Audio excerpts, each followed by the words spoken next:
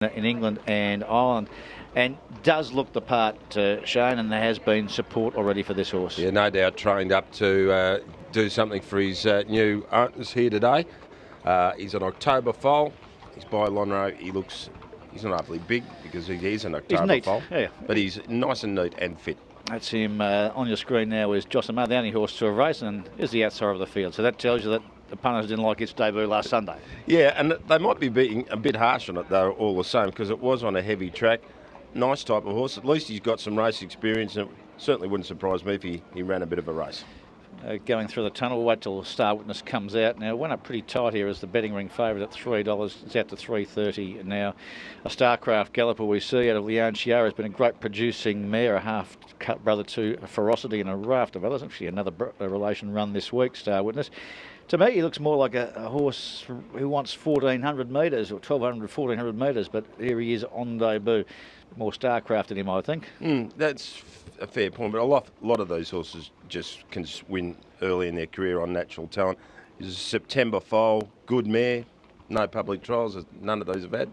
Well, that's Jocelyn. We've spoken about it. That's the horse we're just talking about. So he's the Starcraft horse was a giant of a horse, a great galloper that he was, and he's just starting off his career as a stallion now.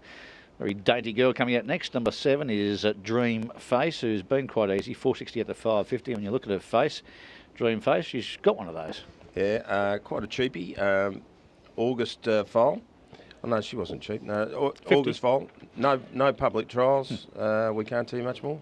Flacati. Now it's a filly by Fastnet Rock in the Crabtree colours, and Rob just telling us it takes its name from a mythical Greek rug.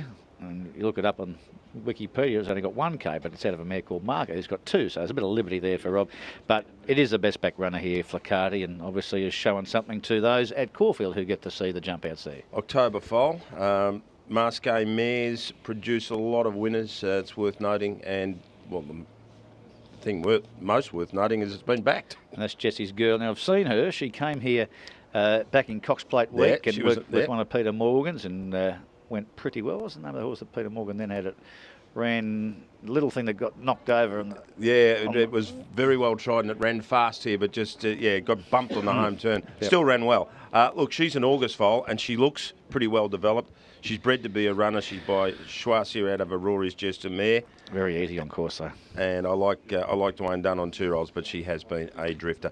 No selections here for me. Let's get Peter Moonee straight into the hot seat and go through his runners for the day. We might as well start with this one, Pete, because it's been well tried here on course. Flacati, are you expecting something from her? Oh, she's a nice filly that's done well at home, but our first 2-year-old runner of the season, and you don't really get a feel until now. It's a pity you got to race them at times. They all look good at home. And there might be a day when you don't. Who knows? Yeah, but she's well educated and there to run well. Rightio. Now in the second, Doubtful Jack. Not much luck first up.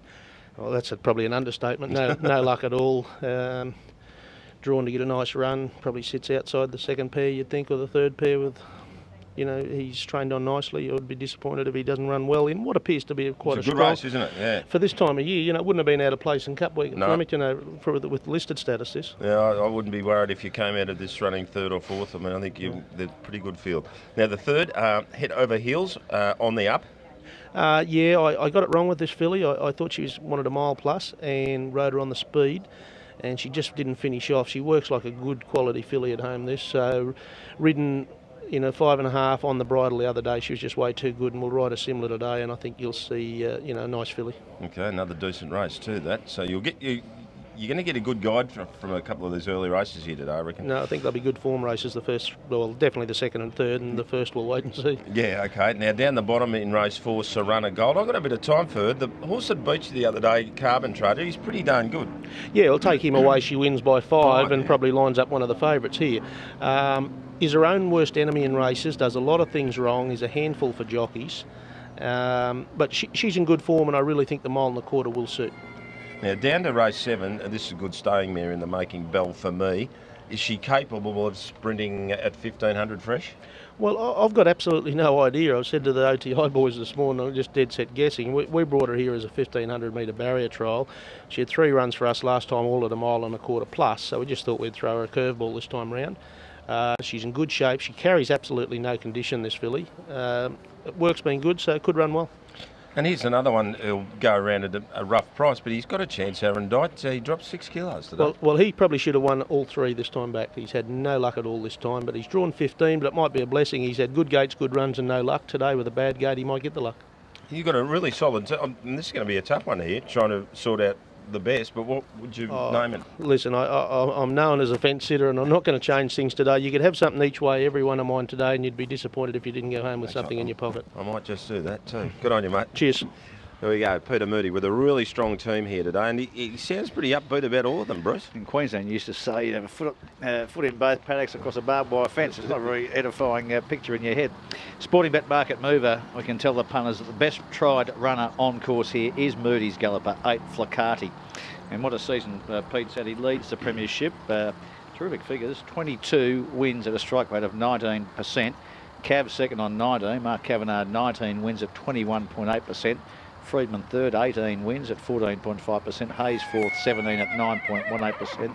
And then Smurden, O'Brien and Price. So it's going to be a great battle. He could lead by further after today too, couldn't he, Pete? Well, the money's on there, Flicati. So, I mean, we couldn't give you anything from trials or tribulations. And we said, we'll give you something from the betting ring. And you can take it at face value. And what you want to do with it, Flicati has been the best tried runner here on course. And in the midst of that interview, he did give us another interesting fact here, which I hadn't realised before I spoke to him. This is his first 2-year-old runner of the season, so this is the one he's released first. You'd be pretty safe to say it's probably a precocious type.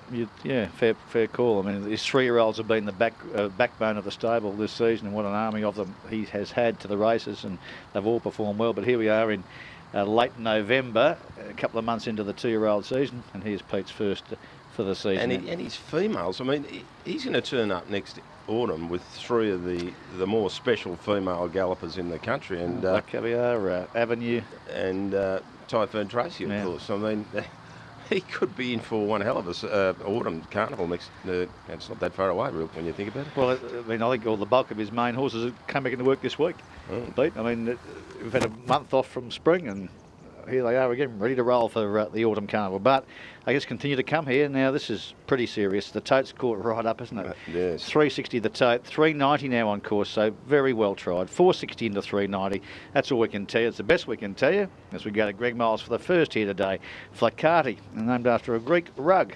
And Rob Crabtree, taking the extra K from the dam side, becomes the Sporting Bet Market Mover in the first. Flicati as we go to Greg.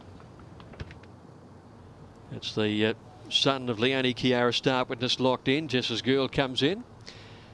And they're moving along into the stalls well. And here's Flicati, who's been the best tried in the race by far.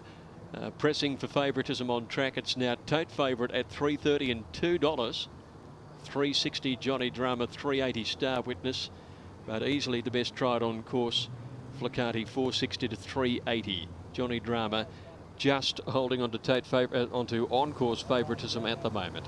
Starter heading over to the ladder. There's only the 6 to run. Johnny Drama is going to come up and complete the line. Rail True at dead 4 to kick things off. Pinot at 4.69. Yeah, they're nearly ready. Dream Face lined in.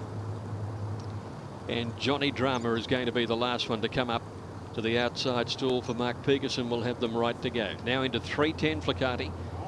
The tote punters flooding onto the well-tried filly. Now they're ready to run. Star Witness getting edgy on the inside. Set race 1. All in now. They're racing. And Flicati from the middle of the line away okay. Jess's Girl a little slow to move. Dream Face is the first one to show out. Flicati sticking to the inside is holding about a half a length second. They're followed by Star Witness getting up on the rail into third placing. A neck away then came Josimar on the outside. Johnny Drama's out 3 deep, about to go through the gap, improving his place rapidly. And Jess's Girl is last. Dream Face about 500 to go has it from Flicati. Johnny Drama 3 wide. Star Witness right behind the leader.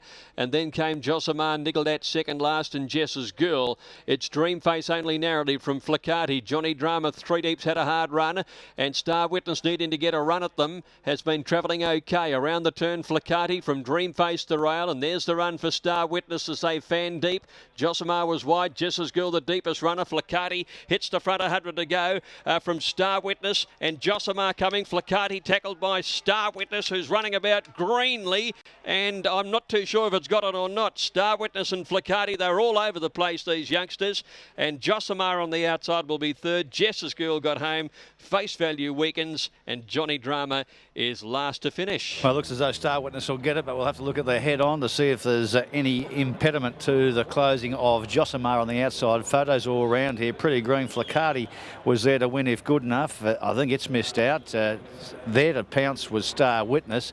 The Starcraft Colton late was Josimar, the only horse with experience. From the low-down shot, it will be Star Witness on debut, giving Starcraft a win for Nick Hall to take the first here. 59.6 overall time, out in 35.5, the first 600, and home in 35.8. But it's a narrow, skinny result, but he wins, Shane. We'll have a look at the head-on next. Yeah, we need to look at the head-on as the West Indies are all out.